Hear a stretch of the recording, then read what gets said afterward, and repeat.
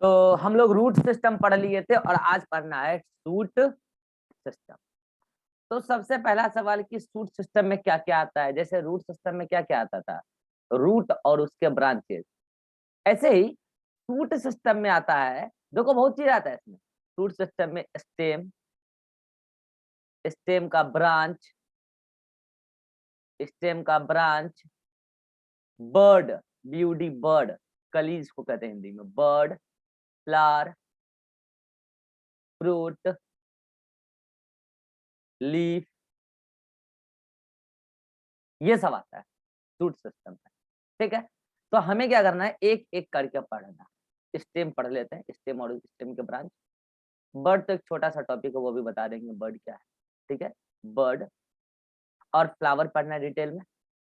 और फ्लावर से पहले हम एक टॉपिक पढ़ेंगे, जिस चीज से मतलब फ्लावर बनता है, जिस चीज का मतलब ये समझो कि फ्लावर से रिलेटेड एक टॉपिक है इनफ्लोरेसेंस, वो पढ़ना है। तब हम फ्रूट पढ़ेंगे। अच्छा, स्टेम के बाद पहले लीफ भी तो पढ़ेंगे, लीफ इधर लेना था। ठीक है, लीफ पढ़ेंगे, द फ्लावर देन फ्रूट। ठीक है, तो हम सूट सिस्टम में ये सब कुछ पढ़ने वाले हैं। आज हम पढ़ने वाले हैं स्टेम। आज हम पढ़ने वाले हैं स्टेम। बताओ स्टेम क्या होता है, करो उल्टी फटाफट। What is stem? Ribha, stem क्या होता है? स्टेम को कैसे डिफाइन करोगे? What is stem? सर हम डिफाइन नहीं करेंगे। डिफाइन नहीं करेंगे? अतीक तुम करो। जल्दी। No sir. नहीं पता है? हे भगवान, रूट का जस्ट उल्टा डेफिनेशन नहीं दे सकते हो क्या? रूट क्या था? Non green. ये जनरली ग्रीन, जनरली लिखा है, जनरली ग्रीन। रूट कैसा था? Non photosynthetic. हालांकि स्टेम का फोटोसिंथेसिस से कोई लेना देना नहीं है, उसमें तो लीफ लगे होते वो। Generally green. और कैसा? एबव ग्राउंड या under ground? Above ground, part of shoot, part of plant body, developed from, बोलो, प्लूम्यूल या रेडिकल? लियोम्यूल। Developed from plumule of germinating seed of, ऐसे plumule of embryo of germinating seed, plumule of embryo of germinating seed. बताइए root का just उल्टा definition stem का है कि नहीं, बोलो। तो स्टेम ये है, व्हाट इज स्टेम?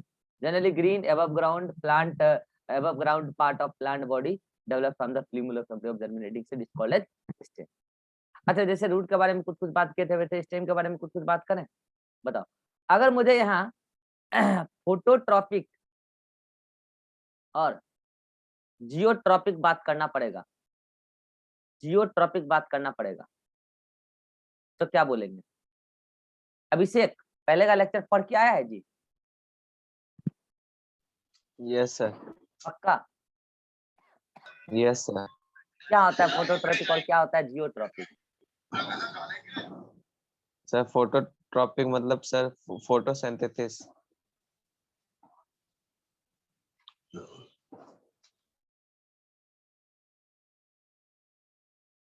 रूट क्या है? जियोट्रॉपिक नहीं पता रूट क्या है, फोटोट्रॉपिक या जियोट्रॉपिक? सर। जियोट्रॉपिक। क्या जियो मतलब फोटोट्रॉपिक में और जियोट्रॉपिक में क्या पॉजिटिव नेगेटिव क्या? सर फोटोट्रॉपिक मतलब पॉजिटिव है, जियोट्रॉपिक मतलब निगेटिव। इसका मतलब क्या होता है? तो ये नहीं पता सर। पॉजिटिव निगेटिव पढ़े हैं लेकिन सर नोट्स में पढ़े थे सर। पॉजिटिव निगेटिव नोट्स में पढ़े थे। लेक्चर देख के आया है? Yes sir. क्या पढ़ाई थे लास्ट क्लास में? सर मॉडिफिकेशन ऑफ रूट्स और फंक्शन ऑफ रूट्स, जिसमें सर रेडिस, कैरेट और ये सब टर्बिक का सर सब ये बताते रूट हैं। वाला लेक्चर देखा था, इंट्रोडक्शन, रूट का इंट्रोडक्शन। Yes sir. वही तो पूछ रहे हैं, पॉजिटिव फोटोट्रॉपिक का मतलब क्या होता है बताए थे क्लास में, और नेगेटिव जियोट्रॉपिक का मतलब क्या होता है क्लास में बताए थे। सर ये ध्यान में नहीं है सर। तुमको हम बोले ना तुम 12th फेल करेगा वो भाई, ध्यान रखना। अगर तुम अभी भी सीरियस नहीं हुए ना, 12th फेल करोगे, 10वां किए हो ना, दोबारा दियो ना एग्जाम, 12th भी दोबारा देना पड़ेगा, लिख के ले लो एक बार। अभी भी वक्त है, सुधर जाओ। 11th अब गुजरने वाला है, 12th शुरू हो जाएगा तुम्हारा। जनवरी फरवरी से तो आदमी 12th में आ जाता है। नहीं सुधरोगे, फेल करोगे, 12वीं देना दोबारा, दुनिया को मुंह दिखाने लायक नहीं रहोगे। वहां बताए थे, देखो फोटोट्रॉपी का मतलब होता है कि टुवर्ड्स द सनलाइट, और जियोट्रॉपी का मतलब टुवर्ड्स द ग्रेविटी, मतलब टुवर्ड्स द अर्थ। ठीक है, तो रूट जाता था ग्रेविटी की तरफ तो बोलते थे पॉजिटिव जियोट्रॉपिक, और रूट जाता था अवे फ्रॉम द सनलाइट तो बोलते थे नेगेटिव फोटोट्रॉपिक। उसका जस्ट उल्टा हो जाएगा स्टेम। स्टेम जनरली ग्रो करता है सनलाइट की तरफ तो बोलते हैं इसको पॉजिटिव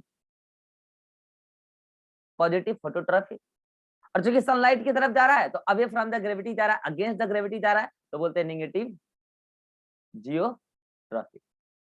ठीक है, तो ये स्टेम के बारे में बात हुई। अब आपको हम बताते हैं स्टेम की ना एक स्पेशलिटी है। स्पेशलिटी का मतलब समझते हो? कैरेक्टरिस्टिक्स, मतलब कैरेक्टरिस्टिक्स ऑफ स्टेम, जो स्टेम में ही मिलेगा, कहीं और नहीं मिलेगा। वो पता है क्या होता है? Node and internode, node and internode, node and internode. क्या होता है नोड इंटरनोड? जैसे मान लो स्टेम है, पता कई जगह क्या होता है, स्टेम के बीच बीच में कई जगह क्या होता है ना, इस टाइप से कंडेंस्ड फॉर्म, मतलब गांठ जैसा कुछ होता है, उसी को बोलते हैं नोड। ठीक है, ऐसे देखो ये नोड, और दो नोड के बीच का स्पेस कहलाता है इंटरनोड। ये नोड और इंटरनोड स्टेम का कैरेक्टरिस्टिक्स फीचर है, रूट का नहीं है, ध्यान रखना है बात। ठीक है, तो ये स्टेम में मिलता है। ये तो वह स्पेशलिटी ऑफ रूट। अच्छा, स्टेम को, sorry, speciality of stem, stem को पहचानने का क्या तरीका है? स्टेम का फीचर्स, स्टेम को आप कैसे पहचानते हो? तो इट बियर्स बर्ड, अभी बताते हैं बर्ड क्या है। It bears leaf, it bears flower, it bears fruit, ये it bears even branch of stem. ये स्टेम की स्पेशलिटी है। स्टेम के साथ ये सब चीज अटैच्ड होते हैं, ऐसा नहीं नंगा स्टेम। नंगा स्टेम मतलब उसका दिन पुड़ गया, खत्म हो चुका है, या फिर यंग होगा तो अभी आएगा, उसमें समय वेट करो। तो ये तो आपका हुआ स्टेम का जस्ट इंट्रोडक्शन, स्टेम का डेफिनेशन, जस्ट रूट का उल्टा। ये दोनों बातें भी रूट का उल्टा है, और ये स्पेशलिटी है स्टेम का, और ये स्टेम को पहचानने का तरीका है, स्टेम को पहचानने का तरीका है। अब आपको हम बताते हैं बर्ड के बारे में। बार बार बर्ड आ रहा है, इसके बारे में बता देते हैं। What is bird? देखो, ये मान लो कि क्या है, स्टेम है। फॉर एग्जाम्पल ये क्या है, स्टेम। ठीक है, अब मैंने आपको क्या बोला कि स्टेम में बीच बीच में क्या होता है, नोड होता है। अभी बताए ना, बीच बीच में क्या होता है, नोड। जैसे देखो नोड है, ये नोड है, ये नोड है, और नोड के बीच का स्पेस इंटरनोड। ठीक है, तो होता क्या है पता है?